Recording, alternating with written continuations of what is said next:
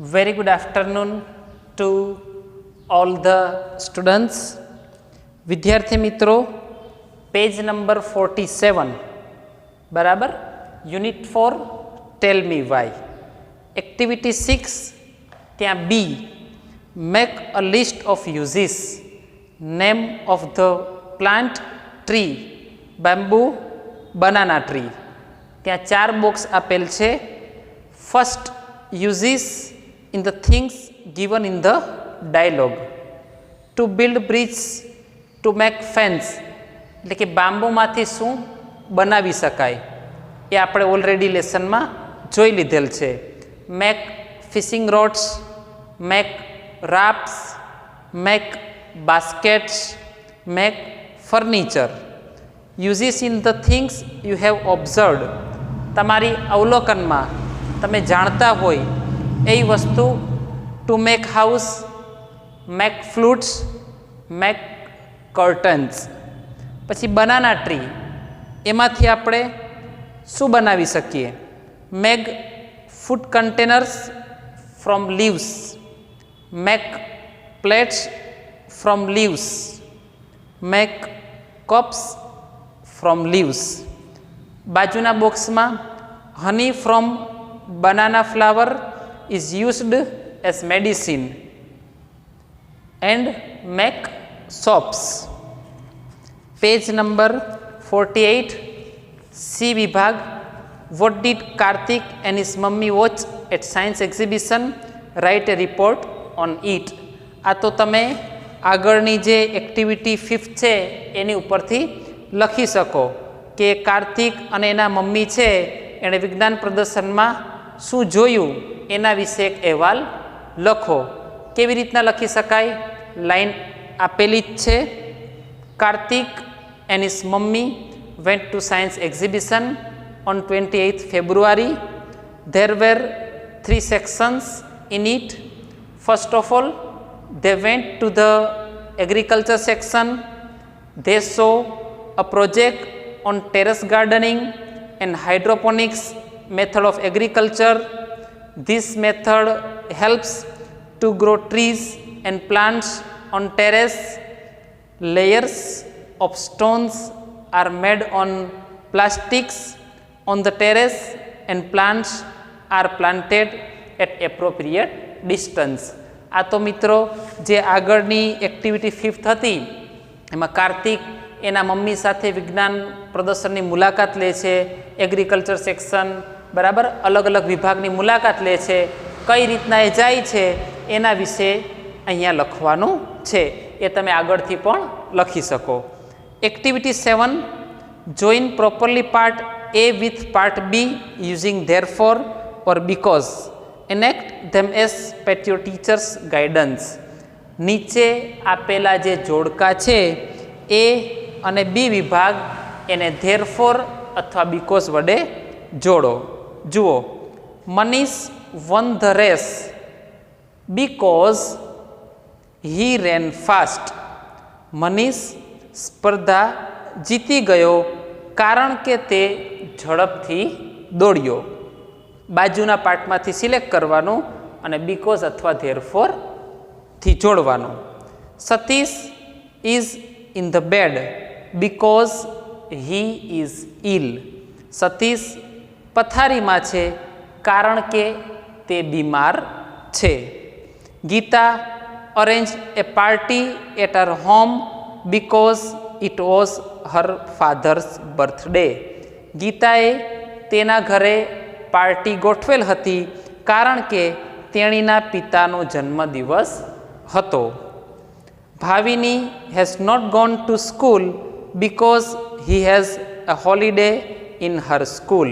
ભાવિની સ્કૂલે નહોતી ગઈ કારણ કે તેણીની સ્કૂલે તેને રજા છે. I will go for shopping because I want to buy new dress. એટલે કે હું શોપિંગ માટે જઈશ કારણ કે મારે નવો ડ્રેસ ખરીદવાની ઈચ્છા છે.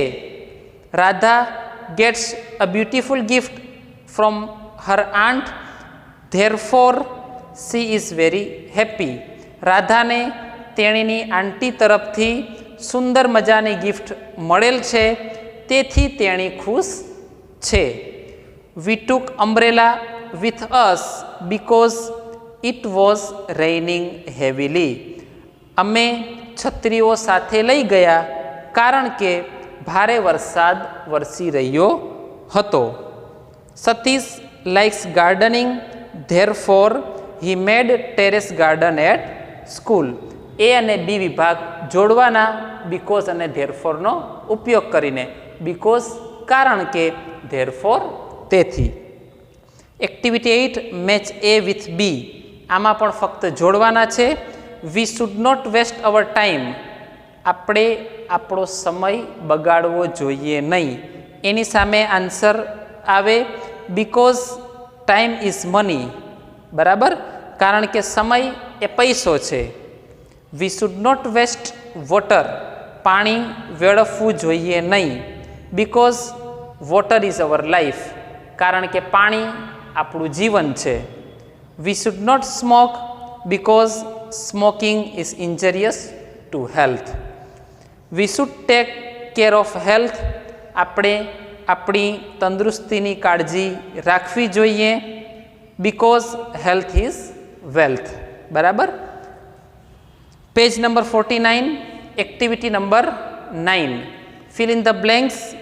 Use therefore or because. Make cheats with the help of your teacher.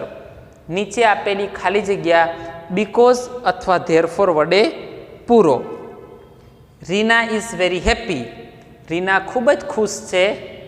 એમાં આવશે because she got good marks in science subject test.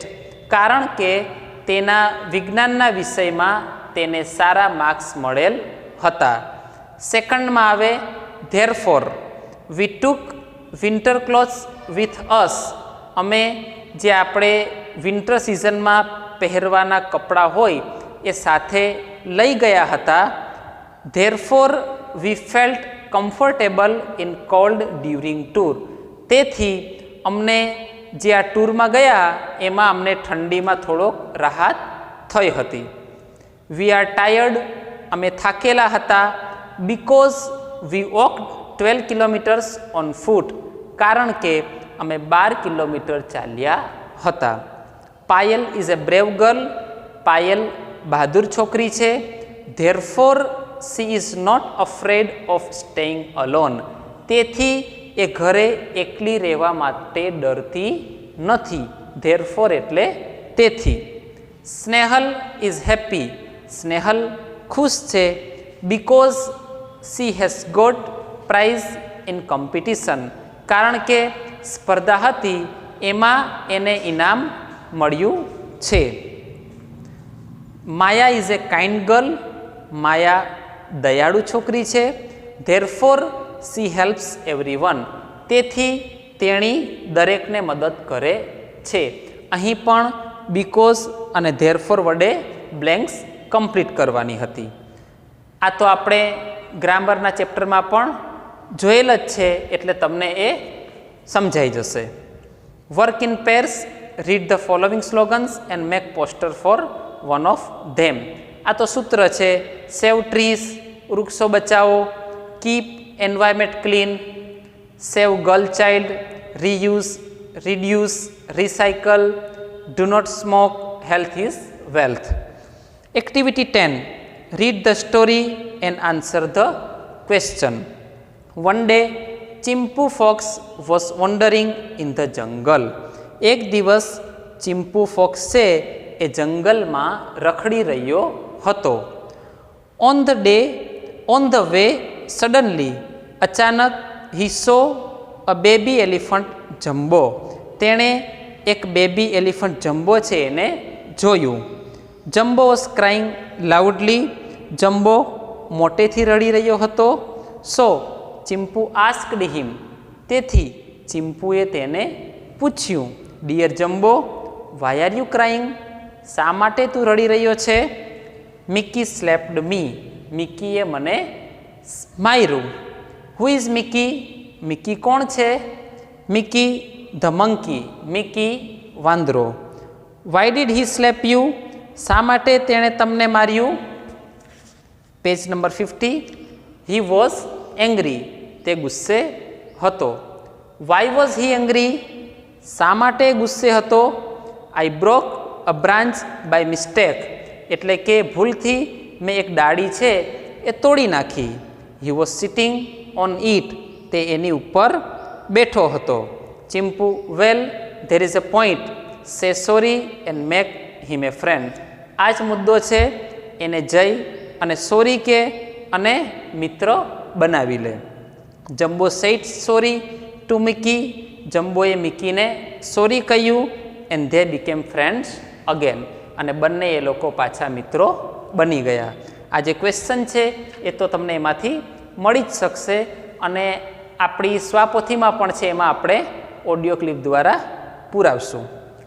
Activity 11, let's laugh, ચાલો હસીએ.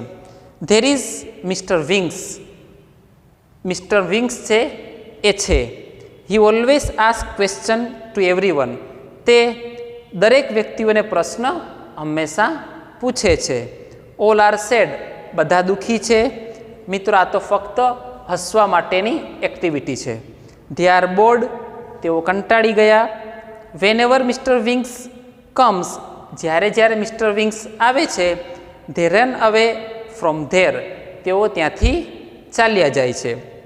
Mister Wings ask many questions to everyone. Mister Wings દરેક વ્યક્તિઓને પ્રશ્ન પૂછે છે. One day mister Wings meet mister Because, એક દિવસ મિસ્ટર વિંગ છે એ મિસ્ટર બિકોસને મળે છે. લેટ સી વોટ હેપન્સ, ચાલો જોઈએ શું બન્યું.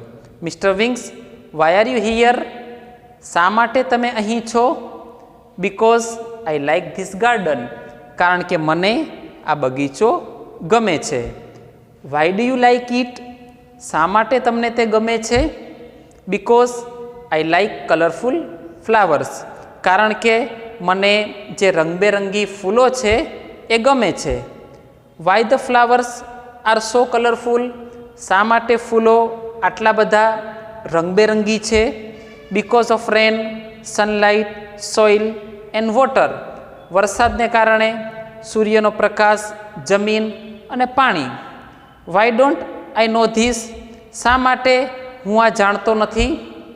બિકોઝ ઓફ યોર ક્વેશ્ચન, કારણ કે એ તમારો પ્રશ્ન. Why do I ask questions, શા માટે હું પ્રશ્ન પૂછું? Because you don't know the answer, કારણ કે તમે જવાબ જાણતા નથી. નો, આઈ નો, ના હું જાણું છું. Ops, I forgot to ask question, હું પ્રશ્ન પૂછવાનો ભૂલી ગયો. વાય, શા માટે?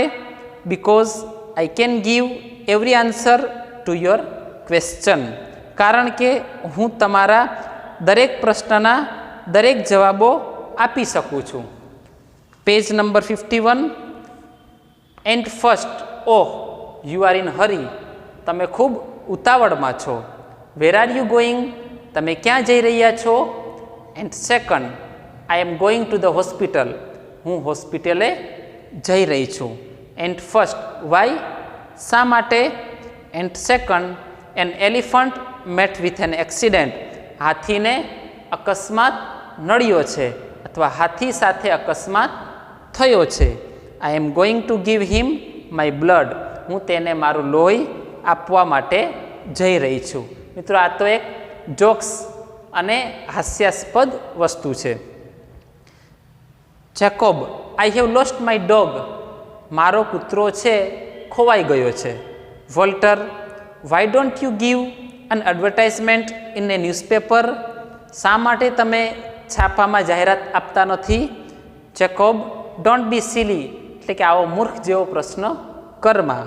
ઇટ કેન નોટ રીડ, એ વાંચી શકતો નથી. એટલે મિત્રો, આ જે એક્ટિવિટી 11 હતી એ તો ફક્ત હાસ્યાસ્પદ હતી, હસાવવા માટેની હતી, બરાબર. તો આજે જે કંઈ પણ એક્ટિવિટી આપણે જોઈ એમાં બીકોઝ અને ધેરફોરનો ઉપયોગ છે. બીકોઝ એટલે કારણ કે, ધેરફોર એટલે તેથી, ખાસ કરીને એક્ટિવિટી 7 અને 8 એમાં પાર્ટ એ અને બી આપેલ છે. તમારે બીકોઝ અને ધેરફોર મૂકી અને સામેથી જવાબ છે એ ફક્ત સિલેક્ટ કરવાનો છે. એવી જ રીતના એક્ટિવિટી 8માં પણ બંને પાર્ટ આપેલ છે, એમાં ફક્ત જવાબ જોડવાનો છે. એટલે બીકોઝ એટલે કારણ કે, ધેરફોર એટલે તેથી. એટલે આ યુનિટની અંદર આપણે બીકોઝ અને ધેરફોરનો કંજક્શન તરીકે ઉપયોગ પણ જોયો. સ્વાપોથીમાં પણ એવા વાક્યો છે, એ આપણે તમને ઓડિયો ક્લિપ દ્વારા લખાવીશું. તમારે આ બાકીના મિનિંગ્સ છે એ પણ ફેર નોટમાં ઉતારી લેવાના છે. મિત્રો, મિનિંગ્સ જ ફેર નોટમાં ઉતારવાના છે, ગ્રામર ફેર નોટમાં ઉતારવાનું નથી. ફાઈબર, FIBRE, ફાઈબર એટલે રેસા. લાર્જ, LARGE, લાર્જ એટલે વિશાળ. રફ, ROUGH, રફ એટલે કાચું. હર્બ, HERB, હર્બ એટલે વનસ્પતિ. સ્પાઇસ, SPICE, સ્પાઇસ એટલે તેજાનો. ફ્લેવર, FLAVOUR, ફ્લેવર એટલે સ્વાદ. જિંજર, GINGER, જિંજર એટલે આદુ. સેલ, CELL, સેલ એટલે કોષ. નેચર, NATURE, નેચર એટલે કુદરત. આમ તો આપણે સ્વભાવ પણ કહી શકીએ, પણ યુનિટ મુજબ કુદરત. બ્લેસિંગ, BLESSING, બ્લેસિંગ એટલે આશીર્વાદ. એટલે મિત્રો, આ જે મિનિંગ્સ છે એ પણ તમારે તમારી 100 પેજની ફેરનોટમાં ઉતારી લેવાના છે. હવે આ જે એક્ટિવિટી આજે કમ્પ્લીટ કરી 11, એની સાથે સાથે આપણો જે આ યુનિટ 4 છે, ટેલ મી વાય, એ પણ કમ્પ્લીટ થાય છે. તમને દરેક એક્ટિવિટીનું સારી રીતે મેં ટ્રાન્સલેશન કરી આપ્યું, બહુ સારી રીતે સમજાવેલ છે. તો તમે પણ ટેક્સ્ટ બુકની અંદર તમામ પ્રવૃત્તિ છે એ કમ્પ્લીટ કરી લેજો. બરાબર. ફરી એકવાર ઉલ્લેખ કરી દઉં, એમાં એક એક્ટિવિટી મેન છે, એમાં વિજ્ઞાન મેળો જે ગણિત અને વિજ્ઞાન પ્રદર્શન છે એની વાત કરવામાં આવી છે, અને એની ડિપેન્ડ જ મોટા ભાગના પ્રશ્ન જવાબ છે એ આપણી સ્વાપોથીમાં છે. અને બીજો ઉપયોગ બીકોઝ અને ધેરફોરનો છે, કારણ કે અને તેથી. એ આપણે અહીં ટેક્સ્ટ બુકમાં પણ જોયા અને સ્વાપોથીમાં પણ આપણે ઓડિયો ક્લિપ દ્વારા તમને એ લખાવવામાં આવશે. ગ્રામરનો જે પીરિયડ હોય એમાં પણ લીથામાંથી આપણે તમને સમજાવીશું. તો મિત્રો, આજના આ વિડીયો લેક્ચરમાં આપણે એટલું રાખીએ છીએ, પણ આની સાથે સાથે તમારા સ્વાપોથીના આગળના 3 અને પાછળના 4 ટોટલ 7 યુનિટ તો કમ્પ્લીટ હોવા જોઈએ. અને આ ચોથો યુનિટ છે ટેલ મી વાય, જો આપણે સ્વાપોથીમાં જેમ જેમ લખાવતા જશું એમ એમ તમારે એ પણ કમ્પ્લીટ કરી લેવાનો રહેશે. એટલે આ યુનિટ કમ્પ્લીટ થશે, એની સાથે સાથે તમારે આગળના 4 અને પાછળના 4 ટોટલ 8 યુનિટ આપણા પૂરા અભ્યાસક્રમના થઈ જશે. આજના આ વિડીયો લેક્ચરમાં આટલું રાખીએ છીએ. Thank you very much.